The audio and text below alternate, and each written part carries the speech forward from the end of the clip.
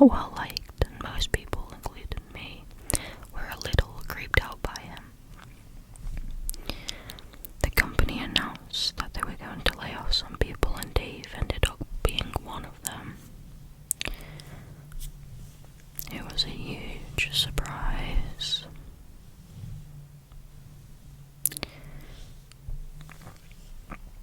It was a huge surprise to him. He screamed and yelled and made a real scene when they let him go. A few days later, I get a call from Dave. A few days later, I get a call at work. It was from Dave.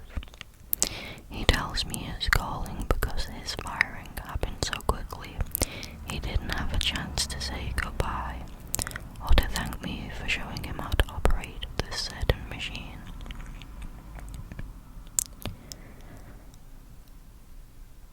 I had recently trained him on. I told him he was welcome and wished him well. He then suggested that I let him take me out to lunch on Friday as his ways of saying thanks and goodbye. I agreed to go. When I agreed, I thought there would be other people with us. As it turns out, that was not the case. Friday comes and it is just me and Dave. I get in his car and we drive down the street to a deli, have lunch and have some very awkward conversation. At first he thanks me and all is fine, then he starts to get angry. I agree with him and play along. I can understand that he is mad about being let go. He is likely hurt by it as well. Getting fired, especially when it's a shock, is never fun. It gets a little scary when he talks about people he would like to get some revenge against. And then he says to me, "Don't worry, you are one of the few people I liked working with." As we drive back to the company, the conversation turns downright terrifying. He starts talking about how the doors open inward on the building, so someone could just slide a bar or a board through the door handles and everyone would be locked inside. He also talks about how you could sneak in the back door and get right onto the main floor without being seen. I start to think that he is going to try and hurt his former, my current boss, or some other management people. His voice dropped to a real low, dead calm that was scary. It gave me goosebumps. When we get to the company and park, I thank him quickly, tell him I really need to pee, say goodbye, jump out and go inside. I go to a place where there is a window that allows me to see his car where he is parked. He isn't leaving, he's just sitting in his car. My boss comes up and I tell him to call 911. I tell him about the lunch and what Dave was saying, and I think he might be about to freak out. He calls 911, the police show up. Dave gets out of his car and they talk to him. He seems a little upset, so they handcuff him and sit him in the backseat of their car while they talk to him. Now suddenly I feel guilty. I start thinking that the guy was just going through a rough time, having lost his job, and now the cops are hassling him.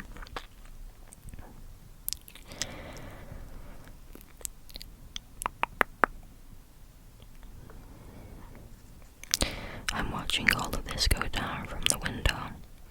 When the police open up the trunk of his car, they find a shotgun, a pistol, 3 boxes of ammo, a big hunting/combat knife, and a few 3-foot long 2x4 boards.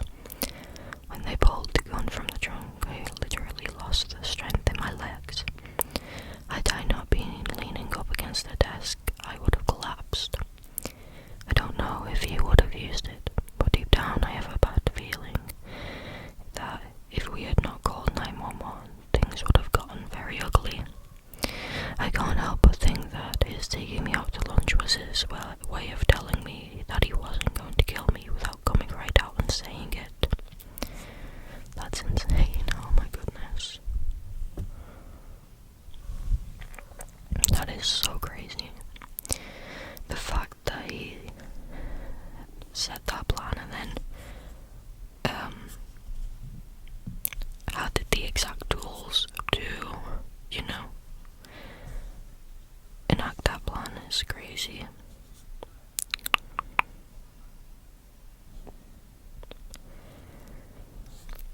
Okay.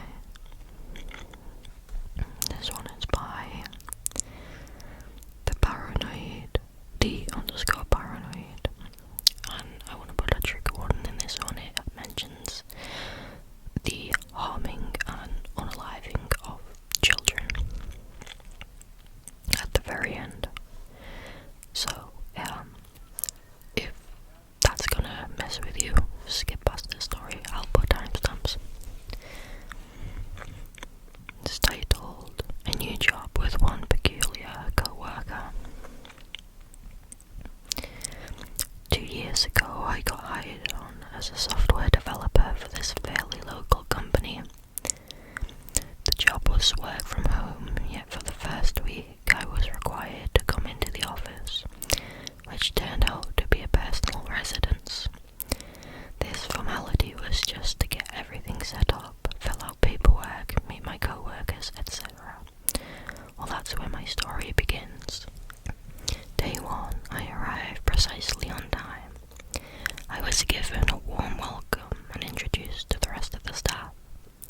Shortly after my arrival, a second character pulls into the driveway in this blue minivan. I instinctually know his vehicle choice must be a family man, I think to myself, as I watch him walk up to the front door. My employer greets the newcomer and a similar welcome is exchanged with the stranger. It appears I wasn't the only one who got hired for this position after all.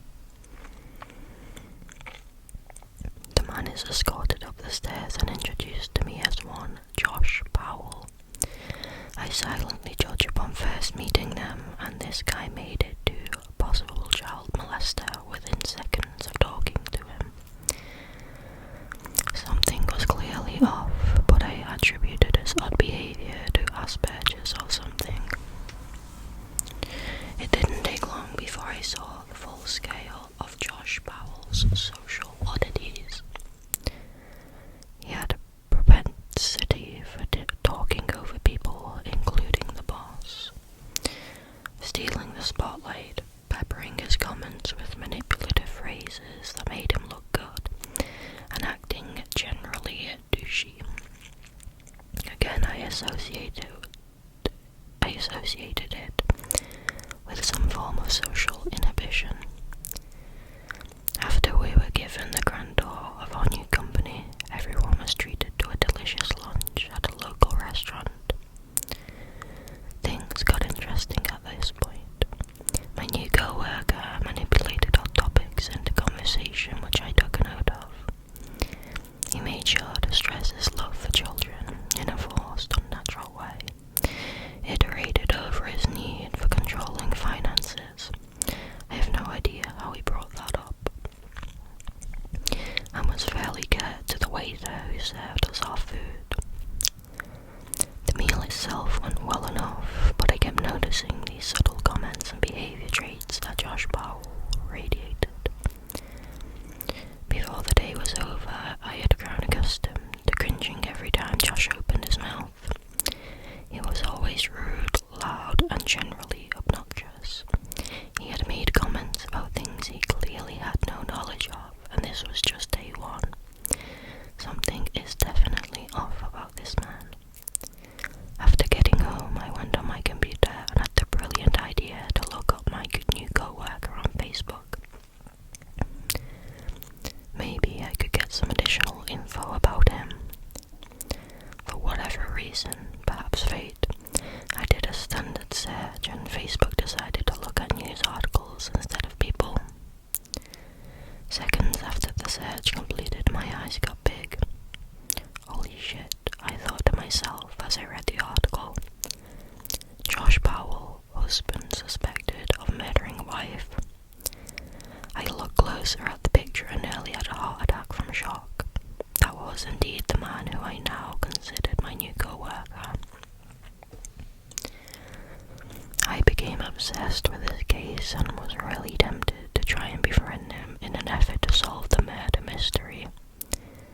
I didn't get a chance though. Jump forward almost exactly a year later, and my hatred for him quickly skyrocketed until his untimely demise. He took an axe to his 2 children, whom he always talked about, and then blew up his house and died of asphyxiation. Sometimes I wish I had taken the risk and tried to solve his case. I had many opportunities. In fact, 2 days before he went postal, I had talked on the phone with him and scheduled a meeting to help him learn some programming concepts. Because he was never really good at programming, I kind of got depressed after he killed his kids and felt really shitty for not noticing some of the signs beforehand. That was almost a year ago. I have long since come to terms with the reality of things. He was definitely one of the creepiest people I have ever met. That one is just absolutely depressing. Like, I know nothing actually happened to the OP. Nothing happened to the OP, but it's the backstory, like the background character, the background person, you know, is like what he's done is absolutely heartbreaking. Like, those poor children, that is so upsetting. Somebody said that they did a quick Google search and the story of it comes up, and it does. So this is, unfortunately, it is factual and this did happen. You can find news articles about it all online, and given the fact of what he did to his kids and himself, I think that he definitely did kill his wife, even though it's not been proved. I haven't looked at the actual case records properly. I don't know if they later found evidence, but that's heartbreaking. He basically killed his whole family. That's so sad. What a cruel, horrible man. That one is very, very sad.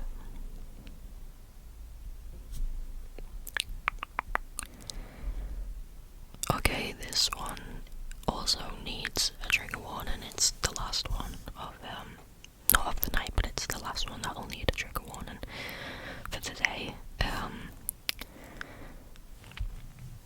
This one also mentions the harming and unaliving of a baby and a woman. So, again, skip this one. So, they're right next to each other, the two that have that type of content, so you can just, skip right past it. We'll put timestamps. This one's by Binga Bing. It's titled My First Job. I have been on Reddit for a while now, and I figured I'd go ahead and post this story. To get this straight, I haven't thought about this for a very long time. I pushed it out of my mind, but there are nights like these where I just have to get it out. Anyways, I was 17 at the time, on the way to being 18, and I had landed my first job at a mail sorting place thanks to my neighbour. Back then, being paid $7.75 an hour at my age was the biggest, not to mention, all I had to do was fill out a few pieces of paper and I got the job. No interview either. They loved my neighbour, and the guy who hired me was really cool. I called him Dad. First day of work, I met a girl named Jennifer. She was at least several months pregnant, and basically took me through the entire flat, showed me how things worked, instructed me on how to sort and the best way to do it. It was really boring work, so she kept talking to me and we hit it off pretty well. I was a borderline recluse. I think she kind of knew that, and I was raising children and around pregnant people all the time, so I was able to talk spoke to her about my experiences and how I felt about doing that sort of stuff. We had another cool boss by the name of Jerome, and on my first day we all piled in his car and he took me home. It was then I realised that I desperately needed a car or someone to pick me up from work because I was going to work late hours as per the schedule. Yes, it was illegal for me to work those hours, but I digress. My birthday rolled around and I was getting friendly and finally being open with most of the people there. I learned the ropes really well, even worked in departments that needed more help because I was usually done earlier than I needed. People took me to lunch and brought me things back. Sometimes I'd buy people something to eat when they were down on their luck. It was like a little family, but I didn't know how much. Jerome worked with his wife. I can't remember her name, but she was the sister of Jennifer, which in turn made Jennifer a sister-in-law to Jerome. Jerome's cousin soon started working there, and time again he tried to get my number, knowing full well I was underage at the time. I resisted, because he wasn't my type and he was already married. I found him disgusting, but we were all pretty much a cool group of co-workers that hung out a lot.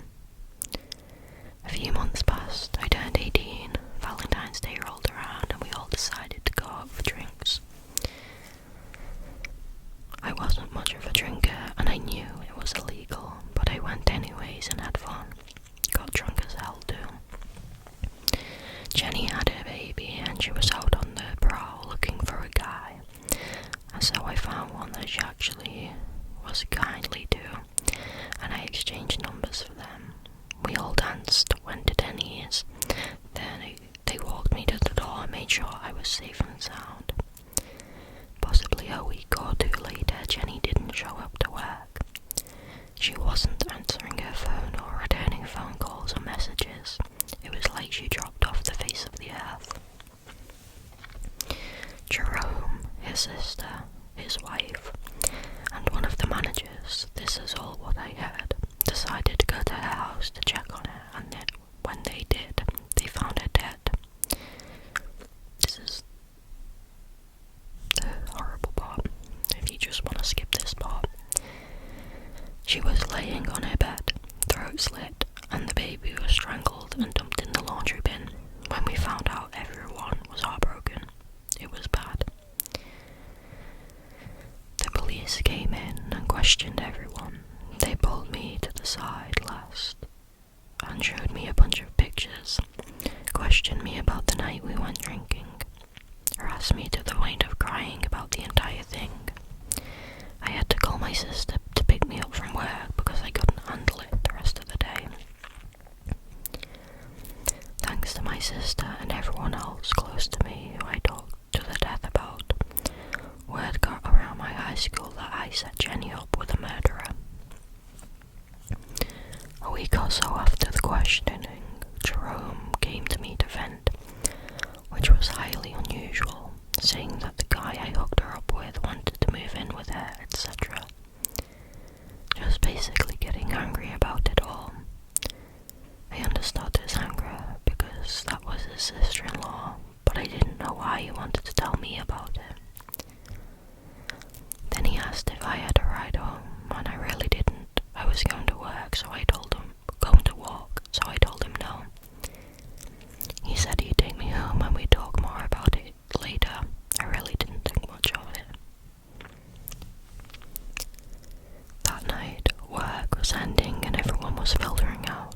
I got into the car with Jerome, but turns out his car wouldn't start. So we had to get a ride from another co-worker and all was well. A few days after that, Dad came up to us and gathered us around and told us that Jerome was arrested for the murder of Jenny. Apparently he slept with Jenny and had gotten her pregnant. She refused to have an abortion, deciding to keep the child, which would add to his two that he already had with his sister. She wanted to name him so she could get benefits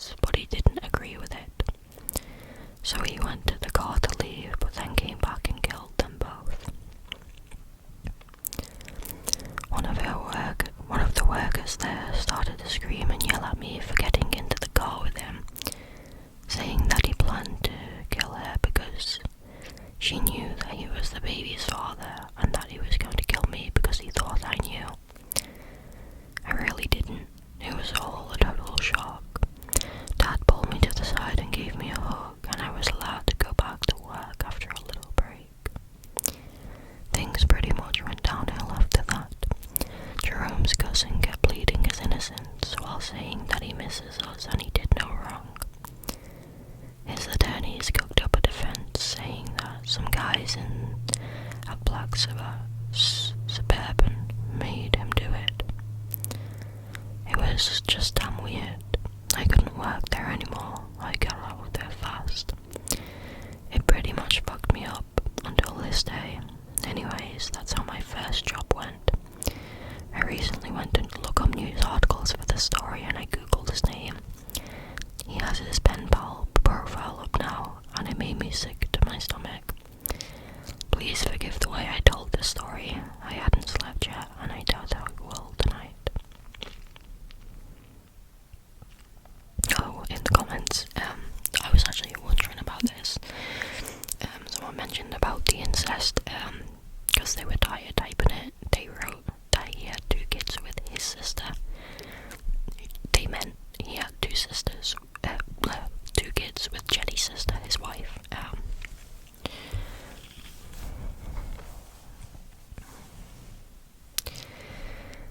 That's another absolutely heartbreaking one. Like, oh my goodness, that is so bad.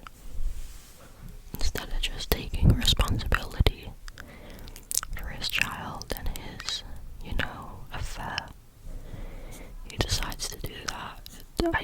I will never be able to understand people like that, why they do it, etc. It just makes me sick. I can't imagine that being the next step of sorting things out, like, why would you not just own up to your mistake? Why would you make it worse? I don't know, it's sickening. Absolutely sickening. Okay, this next one. That's gonna be the last ones, by the way, that are that horrible. This next one is by Princess_Siren, and it's titled, I was just doing my job. I've come to the conclusion that I am a magnet for creepy encounters, crazies, and potentially dangerous situations, probably because they can be incredibly naive. But regardless, let me share my most recent crazy encounter, which happened just before my much-needed vacation to Arizona.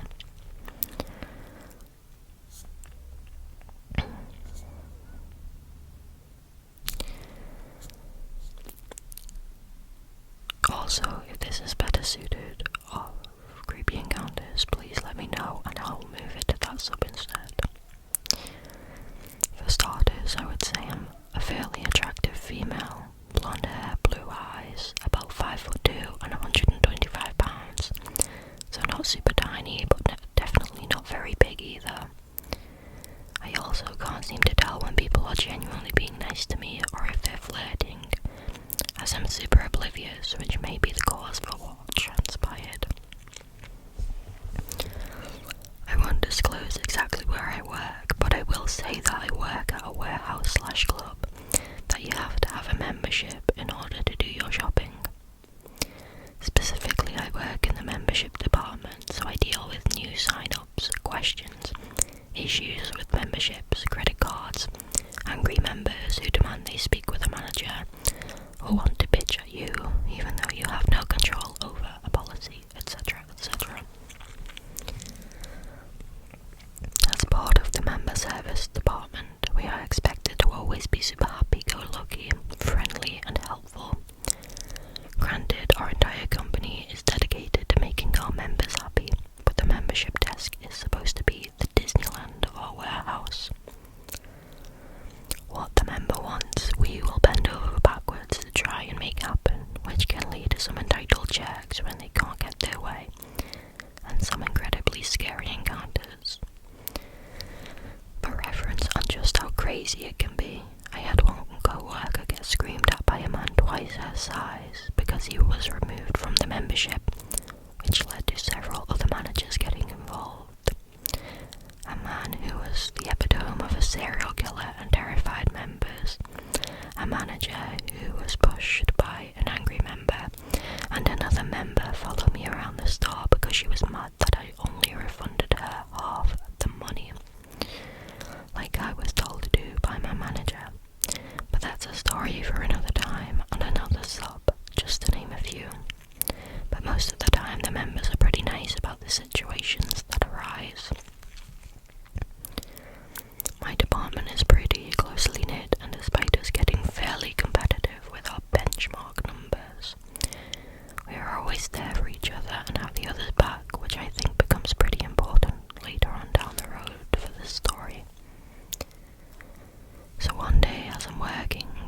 gentleman come up with an issue about his membership/credit card. This guy, who I'll refer to as Chris, was probably around 6'2", 6'3", average build with dark hair, dark eyes and a beard. He didn't seem to give off any creepy vibes and was very polite as he tells me what the problem was. Apparently he was trying to fill his bike up with gas and his membership/credit card wasn't being read properly. He explains that he comes into town maybe once a week or so, and he really only shops at our store to fill up his tank. He also said that his card has his name on it, but it had his mum's membership number and her membership picture in the back, but that he is on her membership as a household member. I asked to see his card and his driver's license, which he hands over, and I type in the membership number to pull it up in our system. I continue to have a pretty decent conversation with him, as well as joke how I was always the person to get the weird and interesting issues with cards. Chris laughs and after a moment points beside me and tells me that he knows one of my other co-workers, Tim, as they used to work together at a fast food restaurant, and if he ever gives you trouble, let me know. I just laugh and brush it off, thinking it's just some sort of inside joke between Tim and Chris, and continue to search through the membership. Turns out Chris isn't anywhere on the membership, nor does it appear as though he was ever on the membership, or any other memberships either. Pretty weird stuff, so I call over a supervisor and show her the system and explain the situation to her, all the while continuing to crack jokes and have friendly banter with Chris while he waits. She says his best bet would be to call his credit card company we're partnered with and figure out what happened to put his name on a credit card tied to his mum's membership. He says he can do that and then asks if there's any way he can still get gas. The supervisor says sure and tells me to call the gas station to let the attendant know Chris was coming down and that he'd need some help getting the gas. I tell the attendant when he answers the phone that Chris would be coming down with a motorcycle to get gas. Briefly tell him what happened with the membership and then let the attendant know he's okay to get gas today, he just needs help getting it. The attendant says okay. I hang up and Chris thanks me after telling me that my name was very beautiful and unique. I thank him, tell him to have a good day, and he leaves. I figured out that was that, right? Wrong. Fast forward to a couple of days. I'm closing the membership desk with Tim, and I'm not entirely sure how we got onto the topic, but Chris comes up in our conversation.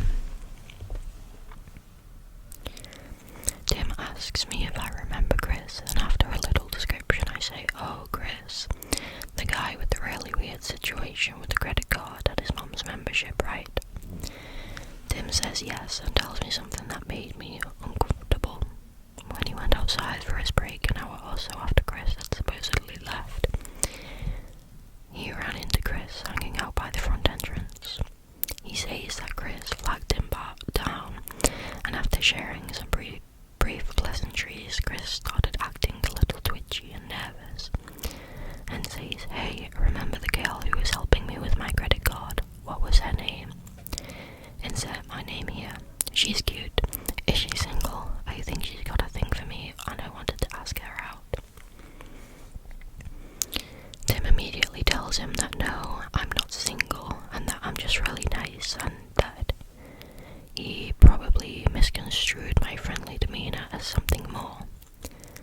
Tim then goes on to tell me that after he told Chris I wasn't single, Chris becomes visibly upset, muttered something under his breath, and then stormed off. Tim also told me, even if you were single, I still would have told him that you weren't. He's not that good of a guy. Dude's got some issues. Upon hearing this, my first reaction is to laugh nervously and brush off what Tim had said, just as a weird reaction. But on the inside, I'm freaking out. I read too many stories and have watched too many crime shows to not think the worst. And I've had my fair share of insane encounters close over the years to always be on edge, but I assured myself that nothing would come out of the situation and I was just working myself up over nothing. And it was true for a few days. Cut to Saturday, one of the busiest days for retail shopping. Membership and refunds are fairly busy, with anywhere between 5 to 15 minute intervals without members to give us time to clean, file paperwork, etc. I'm having a pretty good day, just shooting the shit with my co-workers and trying to be on top of everything. Since it was at a slow period, we were running breaks and our supervisor was doing some office work. So it was just me, Addie, Rick, who was filling up the kiosks, and Emmy, who was working on the returns that were trickling in. I was having a conversation with Addie and organising the returns when I hear someone yelling at me from behind. Hey, hey, hey, I'm talking to you, hey. I vaguely recognise the voice, but it's only when I turn around to look at who's shouting at me that I know who it is, and my heart drops in my stomach. Standing in front of me is Chris, who looks hella pissed off and dishevelled. He's standing as close to the counter as he can, glowering at me with a menacing look.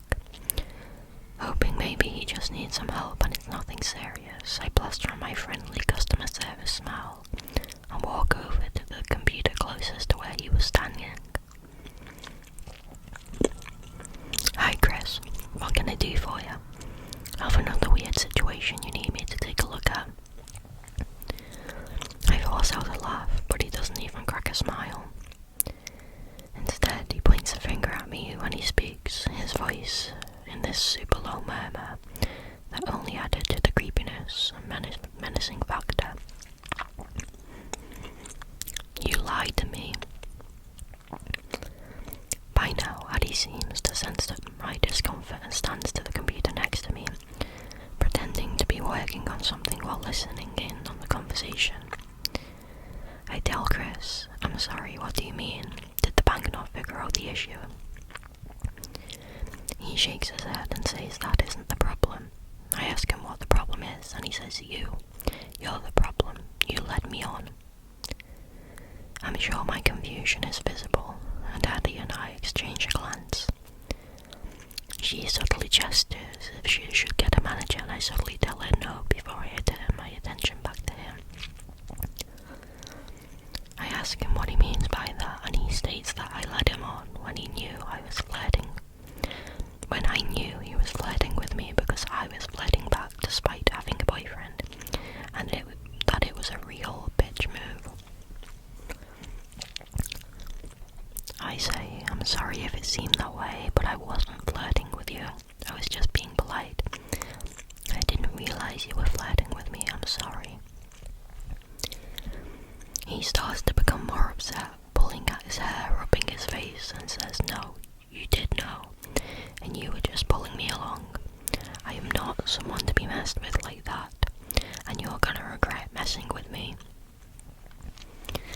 At this point, Rick had come back from the kiosks, and Addie was quietly filling him in on the situation, away from me and Chris, so that they wouldn't be overheard. Rick, who's a Navy veteran and a pretty large guy at about 6'1", and heavy-set, is watching Chris closely, and when Chris starts to seem threatening, he puts himself into the conversation. Rick asks Chris if there's a problem, but Chris ignores him and continues to berate me, while I stay quiet, too scared to speak. He calls me a stuck-up bitch who's probably with some arsehole, if I even was with someone. Typical nice guy, am I right? And that I could have had it all, if I had just given him a chance. He continues to tell me that I wasted that chance the moment I led him on, and he was going to make me pay. Chris then reaches over the counter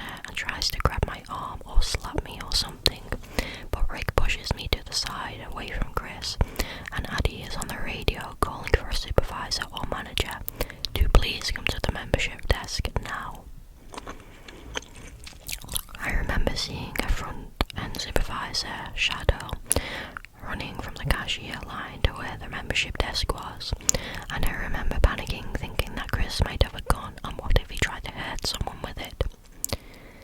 Meanwhile, as I'm worrying about what could happen, Rick is telling Chris that he needs to calm down and not speak to me that way. Chris then loses it and starts slapping his hand on the table and pointing at me, saying that I am a problem and that he has every right to speak to me that way because I was being a cunt. Shadow finally shows up as Chris continues to spew crude insults at me, and Shadow, after realizing Chris was yelling at me and seeing how upset I was, quietly tells me to take my break before radioing for some help at membership and asking Chris what the problem was. I started to leave and Chris starts to follow after me while Rick and Shadow start following Chris to stop him. I feel myself on the verge of a panic attack and start speed walking while Chris continues to shout at me, and then he pushes me. I manage to catch myself on the battery display, and Rick and Shadow catch up to him and attempt to detain him as best they could, and Addy makes another call for a warehouse manager and to our security guard while passers-by watch the whole situation go down. Shadow tells me to go, and this time I run to the break room, where I have a complete breakdown, shaking and crying, and unable to breathe as other employees on their break ask if I'm okay and try to help out. After maybe 10 minutes, when I had just started to calm down, one of the warehouse managers, Lena, and the security guard come in and ask if I can go with them into the office. I follow and we go into the GM/AGM's office and shut the door. They tell me to sit down and they ask if I'm okay and ask what happened, to which I told them the entirety of the story. They tell me that Chris got away. I'm too shocked to ask anything other than how, and they explain that not long after I left, and right before they arrived at the membership desk, Chris managed to get out of the hold he was in and ran to the closed door beside the exit, which he pushed open to avoid the crowd, set off the alarm that Lena had to shut off, and then booked it to the parking lot. They spent the next 5 or so minutes trying to locate him, but he was gone, and there are no cameras outside the warehouse to try and capture his license plate or anything else. And because of this strange membership situation, and because we only had his first name and a description of what he looked like, there was no way we could pull him up in the system to notify the authorities. The only thing we did have was a grainy video of him getting hostile at the desk, following and pushing me, then assaulting Rick and by elbowing them in the face and pushing Shadow back, which wouldn't be difficult since Chris was about a head taller and was larger than the supervisor, to get away. I was livid that he escaped, but also terrified, and the feeling of fear only escalated when Lena said, "We want you to know that he threatened he'd be back." They offered to have a fellow coworker walk with me to my car at the end of my shift, which I was more than thankful for, and that they would have a locked security, be more vigilant in making sure no one strange came by our store when we were closed, until the situation was either solved or died down. There was nothing more that I could do, and the most my work could do was keep on the lookout for Chris and alert others if he came into the store again. I felt powerless. I still feel powerless. Always on the edge and on the lookout for Chris is driving me crazy. I'm so paranoid I'll somehow run into him that I avoid going places. The walk to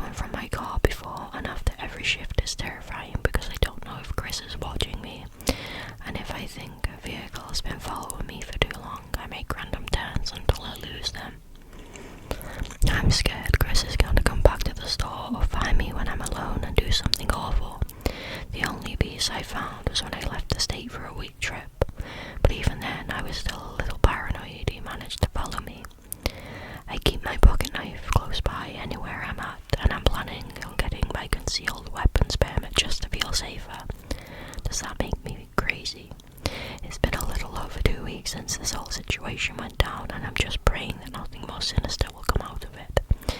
Please, Chris, I didn't mean to upset you, and I'm sorry that I did, but please, let's never ever meet again. Update. So I did talk to my co-worker Tim, who knew Chris beforehand, and he offered to talk to his old boss to get Chris's information, so that we could give the police something to go on.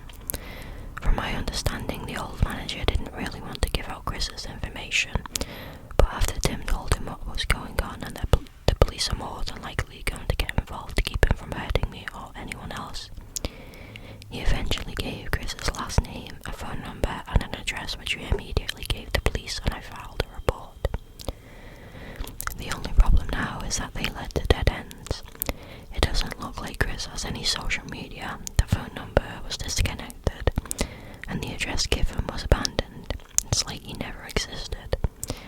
Currently, the cops are digging around to see if they can get any more information and find him, but so far nothing has turned up. They think maybe he fled the state or is holed up somewhere. I don't really know what happened to him or where he went, but I'm hoping he's not going to be coming back. A lot of people suggested getting mace or pepper spray, so I picked some up, and I still have someone walk me to my car. Let's hope that this is the end of it. Oh my god, he is crazy. Absolutely crazy, Jesus Christ. Okay, this one is going to be the last one for tonight. It's by Funky_Disco Ball, and it's titled Creepy Coworker Turns into Something Vile. Let's start with a little backstory. I'm a 24 female that fell in love with national parks, so much so I decided to work full-time at one for about 3 years. This experience allowed me to meet some great people, but it also welcomed some sketchy individuals. This particular story starts with a man that we'll call Sam. Sam was a tall man with a shaved head and glasses. He was the kind of co-worker that would always linger awkwardly. He made everyone feel uncomfortable, but not enough to warrant any concern. The only issue that I really noticed was that he seemed like he had a drinking problem. He would show up to work still drunk and be sent home somewhat regularly. He seemed innocent though, in a socially awkward way. I only worked with him for a few months before I was transferred to another location and was offered a pay rise. A few months after starting the new position, I was in the employee break room browsing my newsfeed when I received 5 messages within a 3-minute time span. I didn't even realize people could type that fast. The messages were from Sam, something that caught me off guard because I had never spoken to him outside of my last position. The messages consisted of vague threats regarding my friends and myself. He seemed upset to find out that I had gay friends and thought that I was tainted from association. Oh my god, he's one of them. Those psycho homophobes. I was less upset at his foul perception of me and more pissed that he had targeted my friends, who were truly lovely people. I am bad when it comes to taking the high road and decided to give this man a piece of my mind. We weren't friends, hardly acquaintances, so I didn't feel that his behaviour was appropriate, and quite frankly I was angry. Through our exchange, the original rude context of the messages became obviously threatening. He told me that I should die along with my gay friends, and that he'd be more than happy to end our misery. I was shocked. His anger didn't make sense to me, and I realised that I wasn't going to reason with this lunatic, so I decided to get HR involved. We worked within the same company, so that I thought this would be the best route to prevent any further harassment. HR advised me to block contact from him while they investigate, but also to alert authorities in case he decided to act out his threats. Authorities were involved and didn't seem too fazed by the messages that I showed them. They almost seemed annoyed that I had bothered calling them in the first place. I filled out a statement and was told to contact them if anything progressed. The next day I woke up to find trash all over my front steps. Odd, but not too strange. I actually thought it was saw a piece of paper with the words, "Watch your back, bitch," scribbled onto it. I looked around the other neighbouring cabins to see if anyone was watching, but I didn't see anybody. I cleaned up the mess, but saved the note. I wanted to show my sister, who lived with me. When she got back home later that morning, I called her up on the previous night's events. She didn't even know Sam, because like I said, we weren't friends. Why would I mention him in my personal life? I gave her a brief description of him in case she saw him lurking around and headed to work. Halfway through my shift, I get a phone call from Alexa. She sounds shaken when she tells me that a man matching Sam's description came to our cabin and asked about me and where I was. She played dumb and pretended to not even know who I was. After an awkward silence, he said, "I'll be back to get it later," and walked away. She said he sounded and acted like he had been heavily drinking and had an intense coldness to him. I'm not messing around at this point, and I've watched enough crime shows to know that you shouldn't underestimate people. So I called the company's security team and asked to have someone check on my sister and to be escorted home immediately. I'm home within 20 minutes of her phone call. She gave security more information and they were able to find out which cabin he resided in. Apparently he only lived about a 2-minute walk down our street, which was really unnerving. Park rangers are called again and they get more statements from the both of us and decide to pay him a visit. They seem to be taking the situation a bit more seriously now that he knows where I live. They come back after talking to his roommate and it's confirmed that he lives there but hasn't been home since the night before.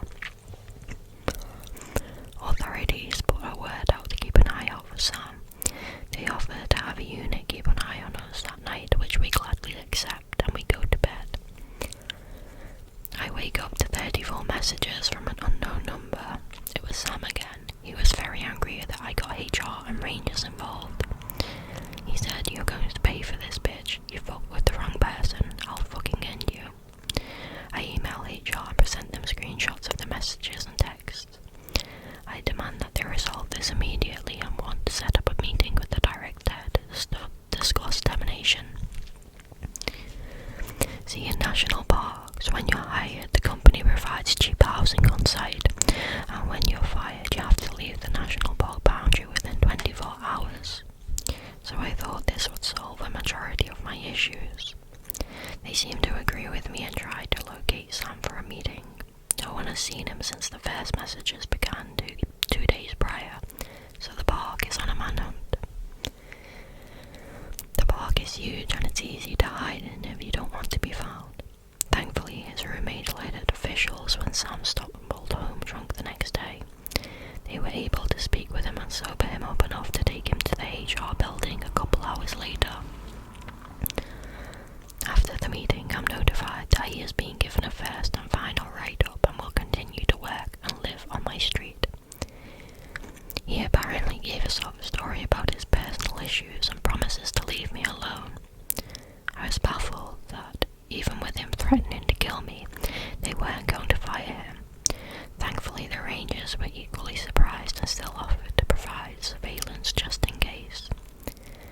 It was quiet for 3 days. I thought it was actually over and started to feel bad for Sam actually. I thought maybe he was going through some shit and I was just his mental punching bag. I didn't agree with it, but I no longer felt as threatened, if that makes sense. This was until I received a knock on my door and opened it to find 2 Rangers wanting to speak with me. According to the Rangers and a few people from the HR department, Sam's roommate had called the emergency line when Sam started acting bizarre after the meeting and tried to convince him to lure me into a secluded place so Sam could take care of me. Thankfully, his roommate wasn't a psycho and reported the situation immediately once Sam went to the bathroom.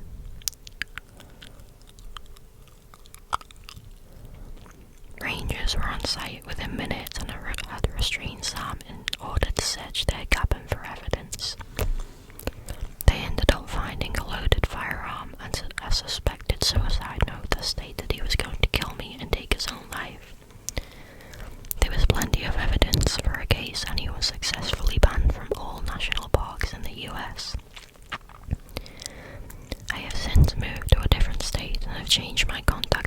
information. He has since contacted me once to brag about how much I helped him secure unemployment benefits, which I quickly shared with officials. According to officials, he is restricted to a southern AC county due to other crimes that he later committed, and that I shouldn't worry about him finding me. As for the HR, the director actually had to deal with harassment from Sam after the banning, and asked me to testify on her behalf if it turned into something more sinister. I haven't heard anything since, so I'm assuming she found another way to stop his assault. I don't understand why he decided to target me. We hadn't had very many interactions, even at work. I have tried to dig through memories to find a single time that I may have invited this kind of behaviour, but I'm convinced it was due to many factors, including his instability and alcoholism. Sam, if you're still watching me, let's not meet again. That one is terrifying. I think for me personally, it gives more of a creepy vibe because they're in like a